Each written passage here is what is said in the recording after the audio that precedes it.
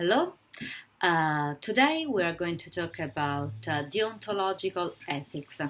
Do you remember deontological ethics is that ethics that goes under the umbrella of normative ethics, which is different from descriptive ethics and from meta ethics. Deontological ethics is a form of normative ethics that is opposed to virtue ethics, which is the ethics we discussed during last lesson with Aristotle, for example, and is different from consequentialist ethics, which is another kind of normative ethics we are going to discuss in our next lesson. So, let's try to understand what are the characteristics of this deontological ethics. Today, this introduction will be divided into two parts. The first part, a description of deontological ethics in general, and then a brief introduction to Kant's deontological ethics. So, what is deontological ethics? As I mentioned in our previous lessons, the word deontological comes from Greek. Deon means duty, a kind of duty that is close to a necessity. We do something because we feel that it's necessary to do that for us to feel better. And logi, which is the suffix of logos, that comes from logo. So is the study of our duties. Deontology implies the study of our duties and the necessity that govern our lives. Now, a deontological ethics wants to be a guidance to our choice and to what we feel we have to do, or better, the oath that is necessary for us to respect.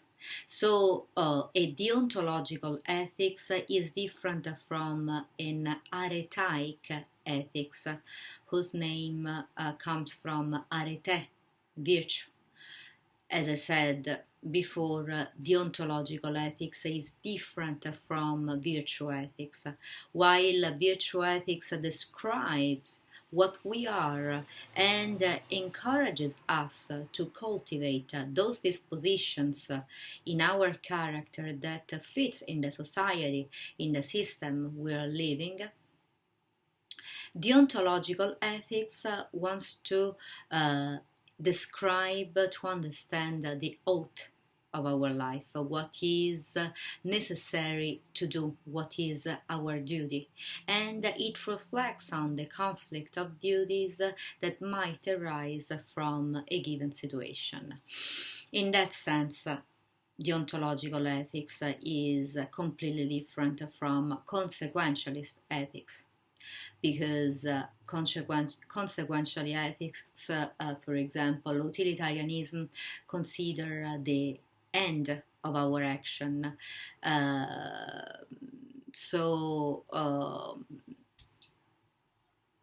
Utilitarianism would reflect on what is morally right to choose for the largest number of people, while deontological ethics justifies doing something wrong to someone if that is the right thing to do. So harming someone instead of telling a lie is the right thing to do, because lying in general is wrong. So even if I have to say something bad to a person that I love, and that wouldn't benefit immediately that person, I would be doing something correct because that is the right thing to do, meaning not lying. Now, Deontological ethics describes what makes a choice ethical, what makes something right. So, deontological ethics is not uh, morally right, in the sense that that deon, that duty, is not necessarily a moral duty.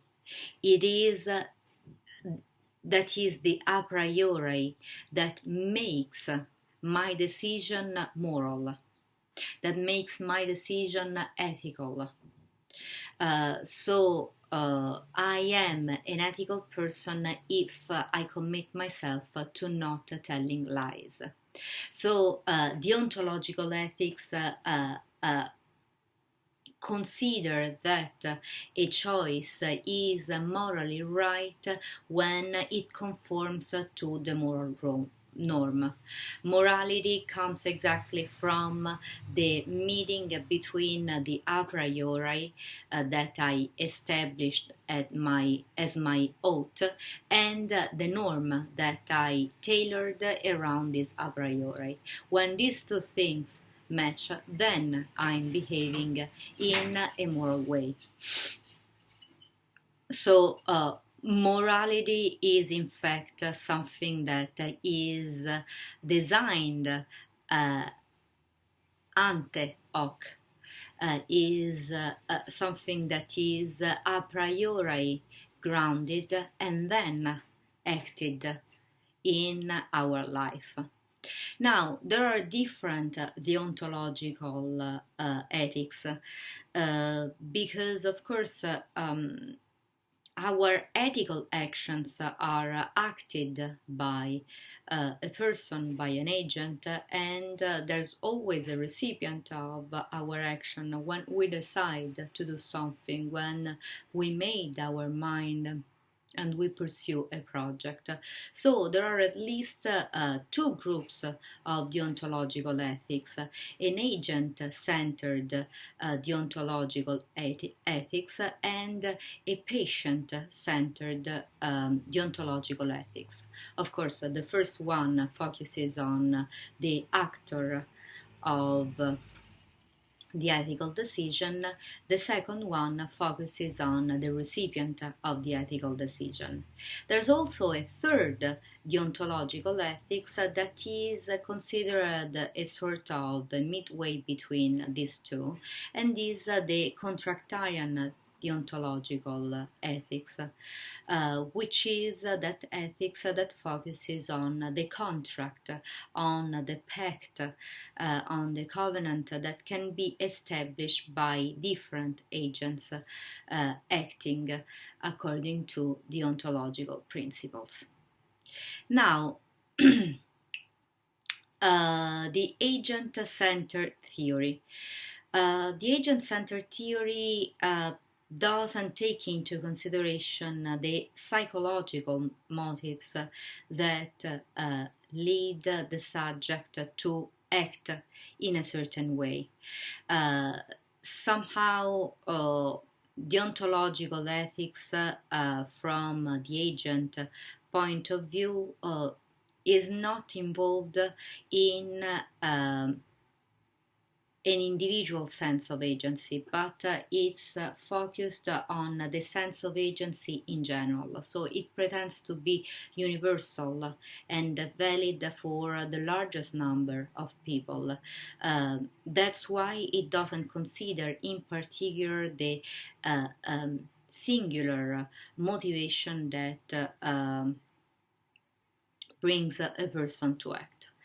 Deontological ethics that is this kind of ethics that is centered on the agent is basically based on three factors: belief, risk, and cause. So when we act ethically, we believe that we are not going to harm anyone. And our intentions are pure, are clean. Secondly, when we act we want to cause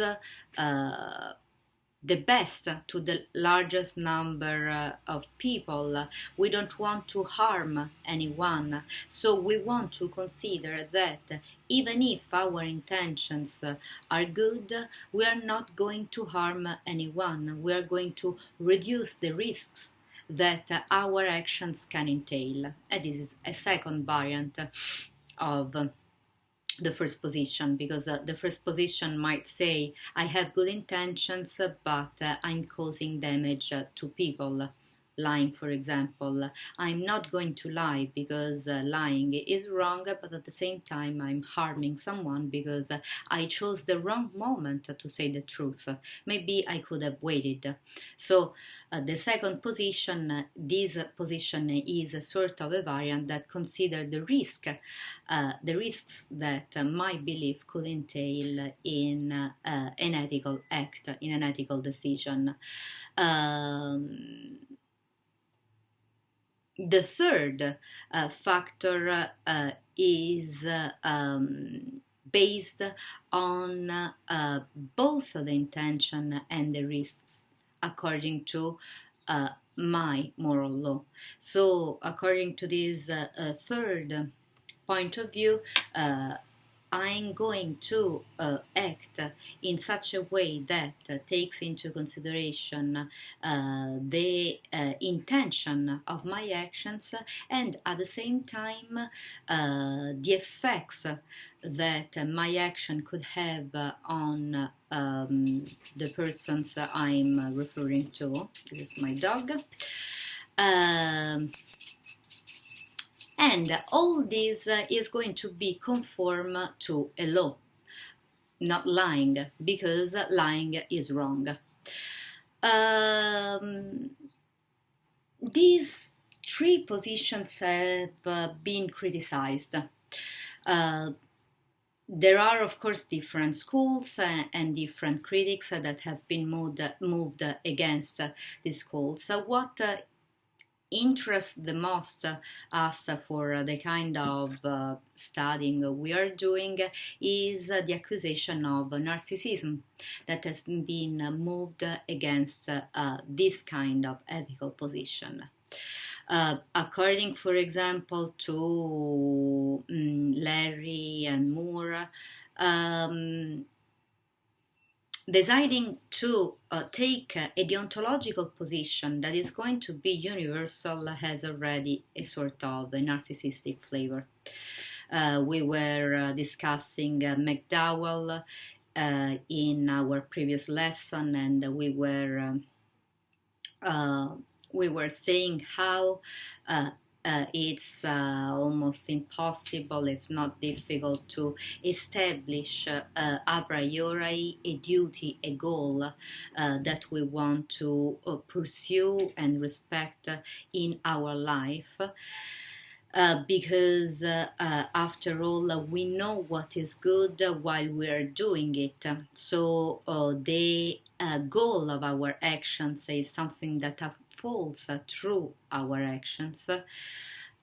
There's at the same time the critique, I'd say mockery of Hegel, another huge philosopher, against Kant, who said that his philosophy is like teaching someone to swim without swimming while it's outside of the pool.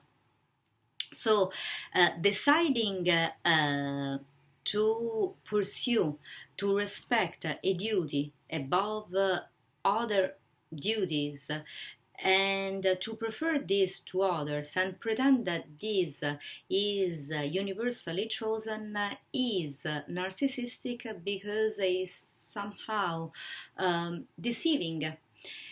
In the sense that it seems something universal, but in fact is personally chosen by my previous history, and my decision is so clean, so perfect and pure that has the power to delete the decisions and the moral and ethical positions taken by others. So that might be the narcissistic flavor that a pure deontological ethics would have. If we think about how much medicine, for example, changed throughout the centuries toward women, for example, or children, the deontological principles that were valid, but even just 20 years ago, are not anymore true today, because there's more equality, and therefore women can, for example, do medical jobs, and at the same time they can be visited and studied and considered as equal as men are.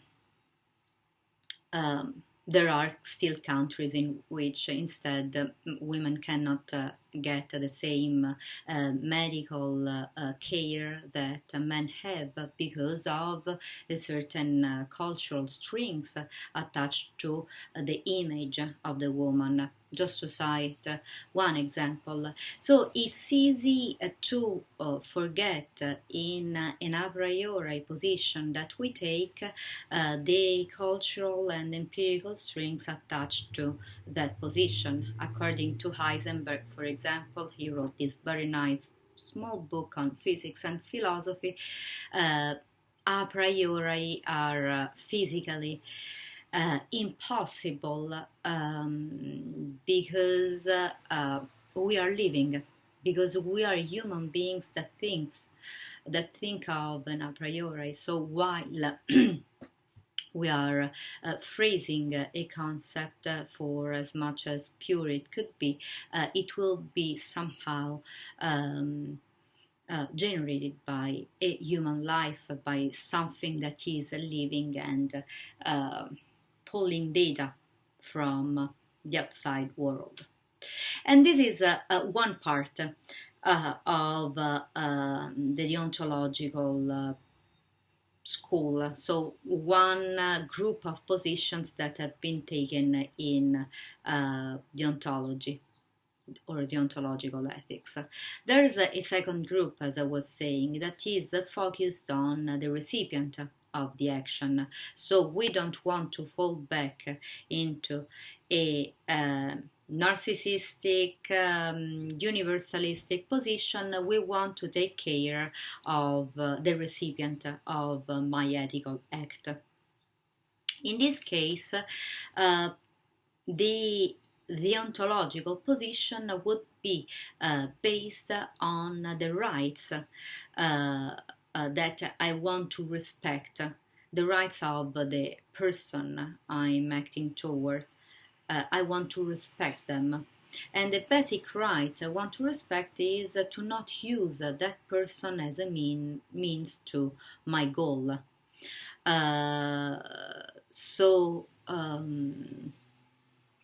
In a patient-centered position, I'll be careful to not harm the person and to not use that person as a mean for something else. Then, of course, there are issues in this position as well that can be raised if we look at an application of this principle, because, for example, if there's a trolley is going to kill 5 workers, and if I diverge this trolley, I might kill just one person, then I'm allowed then I'm allowed to diverge the trolley and kill just one person. Why? Because I'm trying to respect the rights of the not just number of people. It is also true that the ontological position could have been to not touch the trolley at all, because killing is wrong. And so if I know that in touching this trolley I'm going to make a decision that is going to kill someone, then maybe I'm not going to make any decision at all. But on the other hand, if I don't make a decision, that would mean that I'm going to kill someone anyway, because the trolley might hit 5 people or just one person. So what am I going to do? So there are ethical dilemmas that cannot be solved by a deontological position, even if it's patient-centered. It's true that in the case of the Nazi regime, the patient-centered theory would be perfect, because I want to serve to the recipient of my action. I want to respect the human right that belongs to her or him. Therefore, I'm going to save his or her life, although that might mean to risk my life or to go against the government, to what the law says. But since the law might induce me to act in such a way that I'm going to treat the other as a means to the goal of the government, or it might be a means to my well-being, then I decide to act in a deontological, patient-centered way. I'm going to respect the right of the person in front of me, and I'm going to risk my life. I'm going to disobey to the state in order to save these lives. Again, it depends on the ethical position you decide to take. Now, the last group of deontological ethics is the contractarian deontological theory.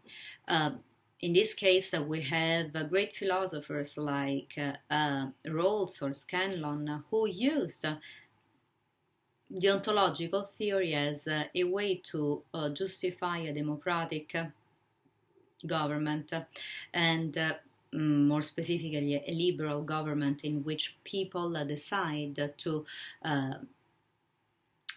enter in order to live a good life. Rawls basically places himself in the line of contractualist philosophers who try to explain the big riddle of our society. So why are we living in a society that puts us in a chain?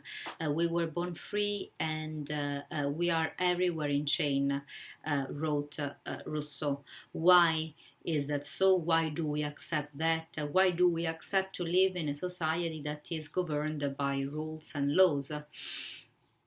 Contractualism says because we signed a contract with the government. As far as the government protects us, then we respect the laws because they will help us to survive.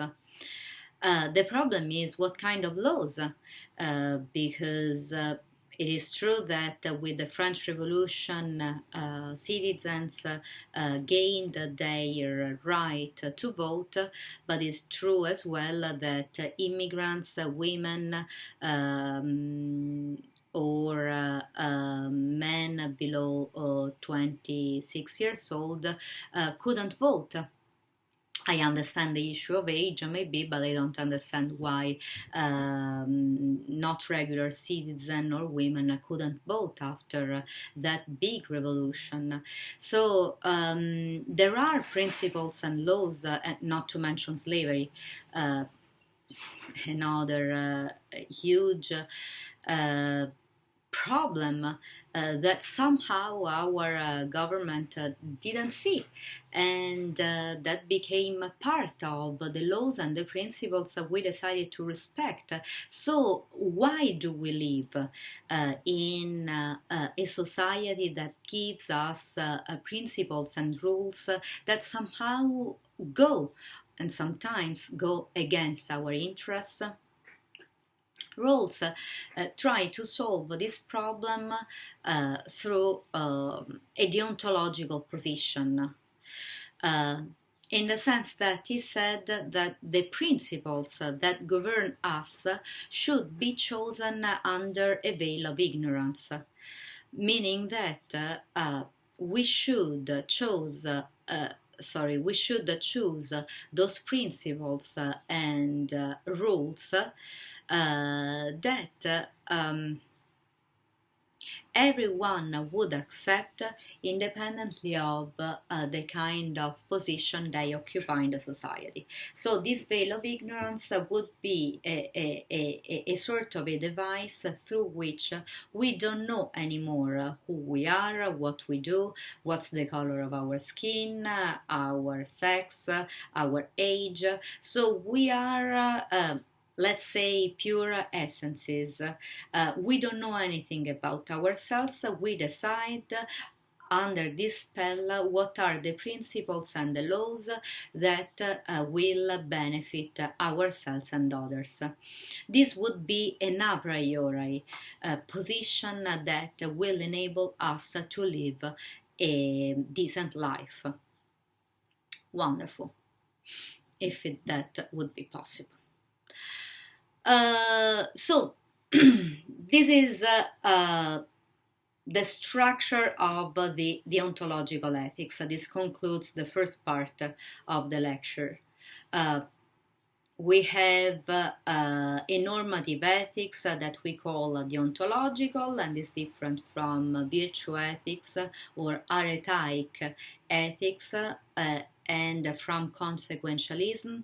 It differs from arethaic ethics because it's not focused on what we are, what we want to be, but on the guidance we can provide to ourselves and others on the basis of strict and neat moral principles and laws, which become moral when the principle meet the action and the duty. It's different from consequentialism because we are not interested in the consequences of our action. We are interested in the duties, obligations we want to fulfill. Now, these obligations are considered from three different perspectives.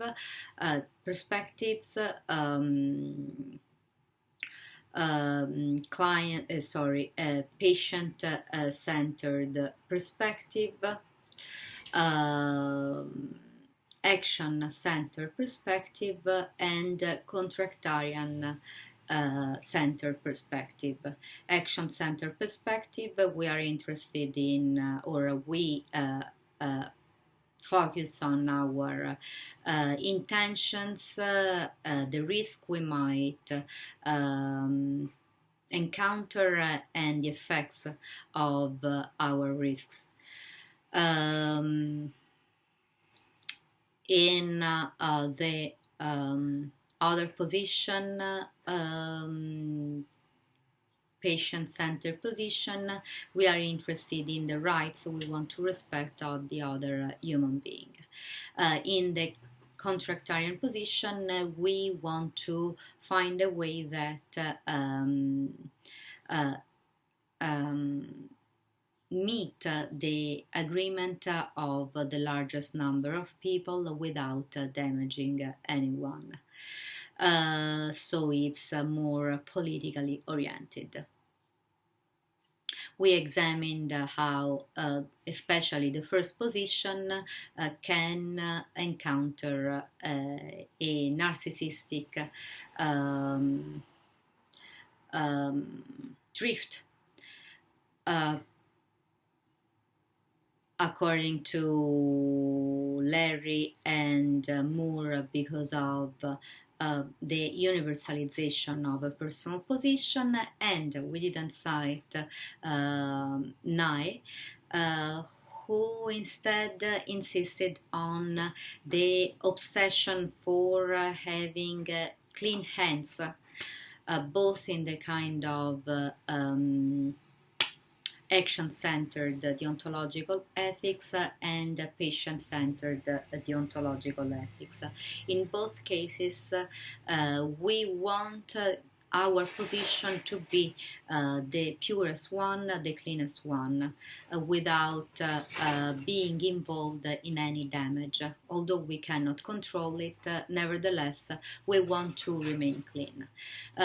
This is a position that is criticized, and he improved by working on and refining the deontological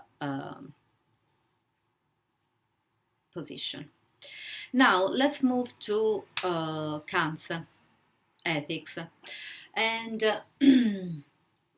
let's see how Kant's ethics can be defined a deontological ethics.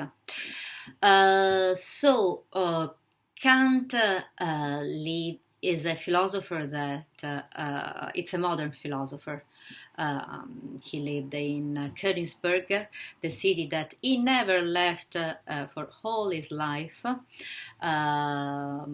People checked their wristwatch on his walks on the street. He was a very meticulous and precise human being, very habitual. And he lived in the 18th century, 1784, 1804 he died, and he made the history of philosophy. I mean, like Aristotle, Plato, he is a big one. His philosophy is still a point of discussion of people from different traditions and time. So before I describe the deontological ethics and I describe positions that go beyond Kant, I mean, philosophers are still trying to work out the perfect ethics that meet the agreement of the largest number of people. So deontological ethics use Kant's ethics in order to find positions that and arguments that are tenable, but not necessarily the deontological ethics I described before overlaps Kant's ethics. Rather the opposite. We might say that Kant's ethics somehow managed to summarize the three positions I described before.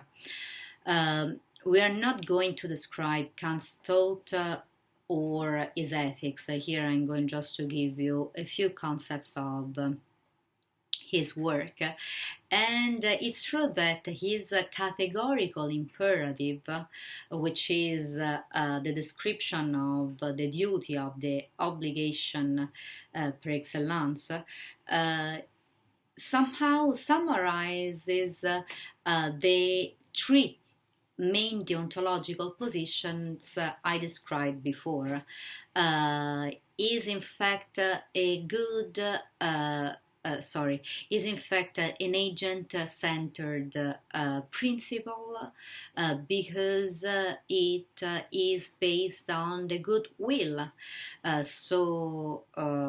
According to Kant's categorical imperative, we need to dispose our will, our intentions, our decisions toward the best we can attain.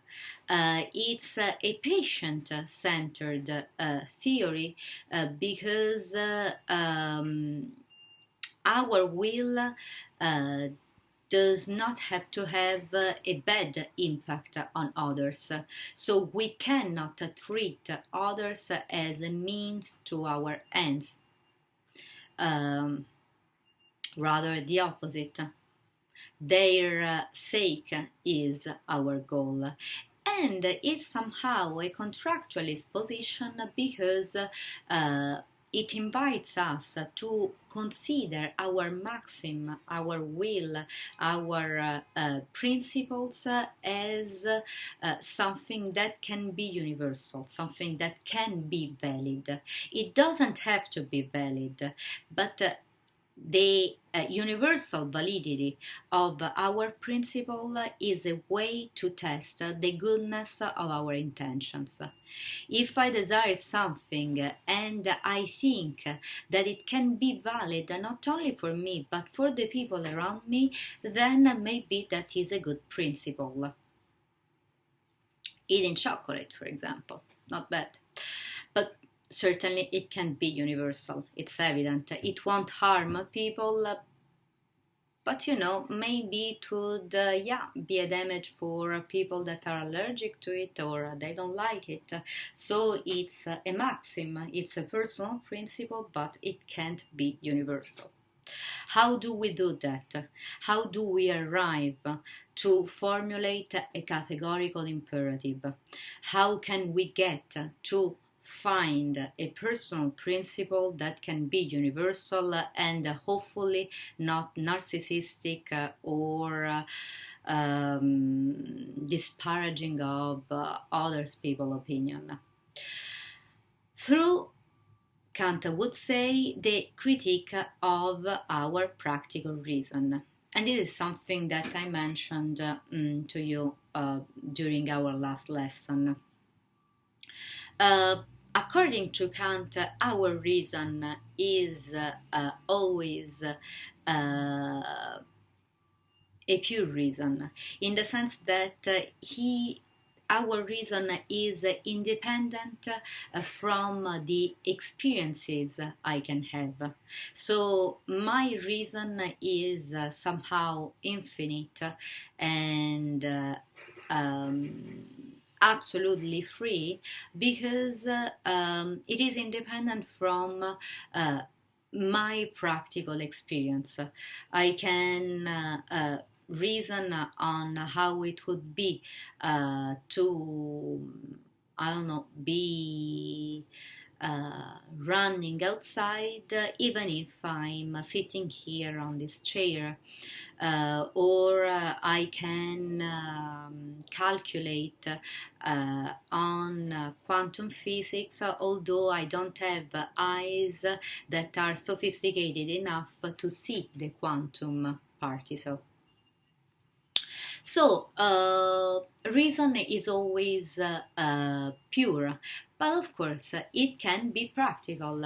I mean, I can experience something, I can put in practice my principles.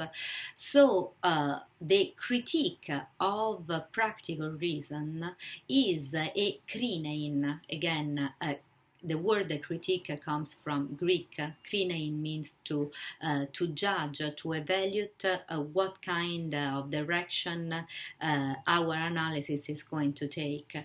So my critique of practical reason is a description of the application of this pure reason in practice.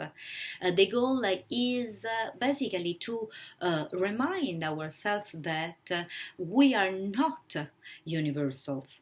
Our reason might be, but since we are human beings and we live and we have limitations in our life, just because we have this body and not another one, then the application of this infinite power will always be limited. So the principles, the scientific discoveries, the insights we are going to have will be always limited to the restrictions of our shape, of our humanity. So the critique of the practical reason should serve us as a reminder of the limits of our moral decisions. We can be creative, we can be free, but certainly we are not infallible. We are not universal. We are not um, perfect. And the critique of the practical reason is the way through which we remind ourselves of that and we try to formulate a moral principle that preserves this kind of humbleness.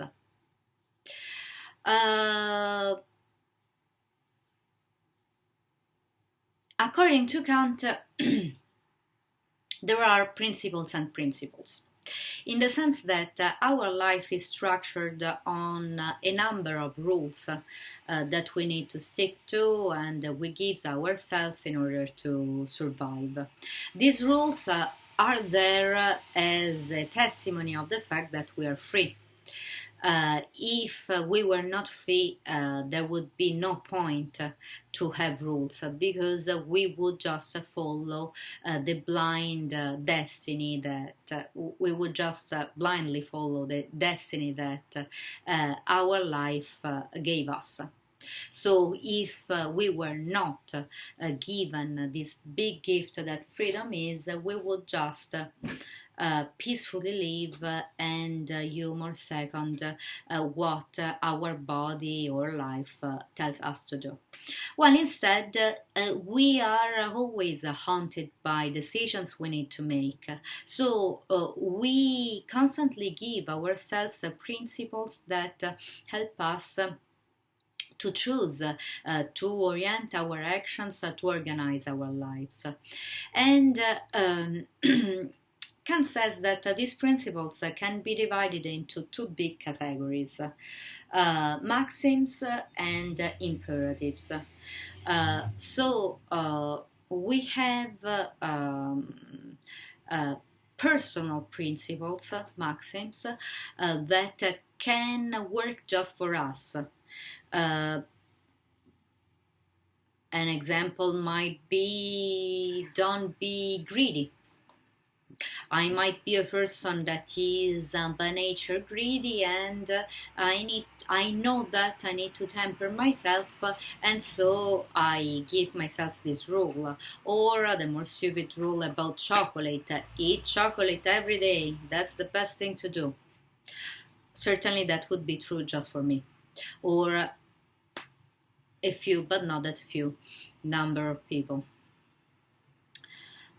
On the other hand, we have imperatives. Imperatives try to be objective. It's something that could be true not just for me, but for other people around me. So it's something that I don't feel as personal. And the imperatives can be divided into two other categories, hypothetical and categorical. So the hypothetical imperative says, if you study, you'll get good grades. It's objective, it's not personal. It's a rule that can work for me and for I guess everyone. Of course, if it's mathematics, maybe it is not worth it. It depends on the inclination of the person. But in general, if you study, you are going to see the results of your work. So this is an hypothetical imperative. The categorical imperative is unconditional. It's an unconditional oath. Here we are on the word ought again. So it doesn't say anything about what you are, about your inclinations, otherwise it would be a maxim. It doesn't say anything about what you have to do, what can happen in the real life. It's something that is connected to an essence, to an a priori, to something unconditional, to something that comes before you. And the categorical imperative that Kant worked out is a categorical imperative that might be taken as a universal imperative. So, according to Kant, this imperative says that we should act in such a way that our maxims, our personal principles can be valid as a principles for a universal law. So, for example, treating someone as an end and never as a means could be a categorical imperative, could be something that is valid for me and for everyone else, because I want to be treated in that way. So we can see how in this categorical imperative we synthesize together the three main deontological theory, because we say that we should act in such a way that my maxim, so agent-centered theory, my intention, my beliefs, the risk that I'm taking should be valid or can be valid. So patient-centered theory can be respectful of the rights of the recipient as a principle that is valid for me, but also as a universal law, contractual, contractarian deontological theory. So, with this categorical imperative, Kant found a way to put together the three basic deontological positions. And somehow he summarized together the moral history, the moral philosophy before him, because somehow he put together a subjective and an objective position that is based on external and internal needs. So, for example, it it put together the necessity to be respectful of God's will, and at the same time being respectful of our internal virtue, as Stoics, for example, will show. And that's from the objective side. From the subjective side, Kant proved how we need to take into consideration our subjective and physical need, because after all we start from a maxim that is personal, and at the same time respectful of the social well-being, the social sentiment, the education of the largest number of people. So on the one hand Epicureanism, on the other hand Montaigne, for example.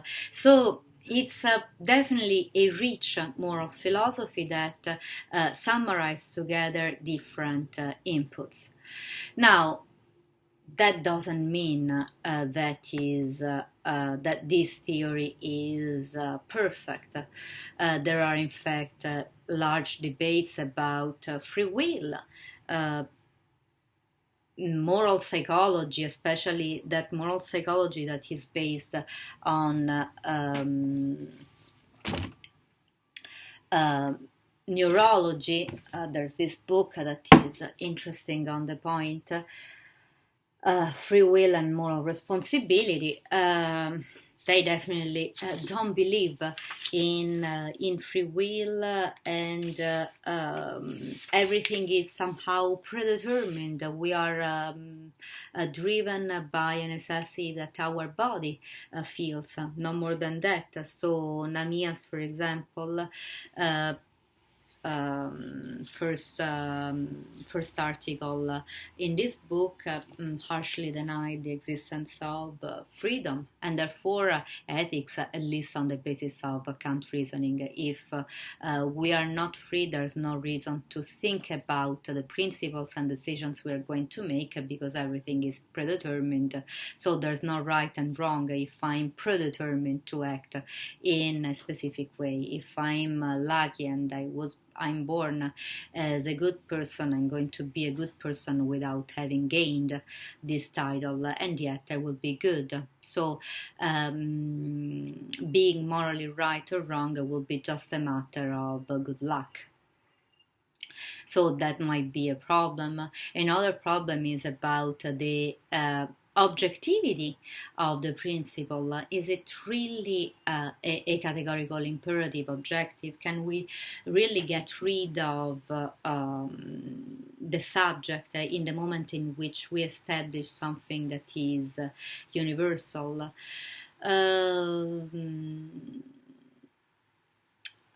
So as every ethical position, this position as well can have and has had problems and has been debated throughout the centuries, but nevertheless we can't deny the richness of the insights that this ethical theory would give us in our ethical and daily life. So I think that's all. Again, if you have questions, doubts, just write to me. I hope you enjoyed this lesson, and let's see to the next one. Bye.